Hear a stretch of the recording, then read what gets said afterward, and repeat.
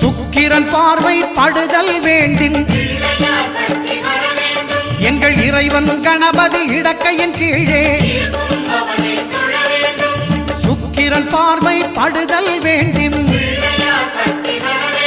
எங்கள் இறைவன் கணபதி இடக்கையின் கீழே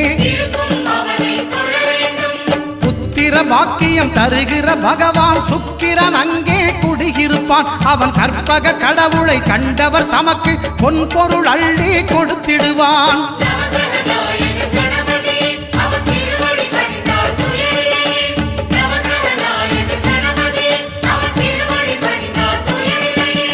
ஒன்பது கோளும் ஒன்றாய் காண அங்கு கற்பகம் என்னும் கடவுளின் மெய்யில்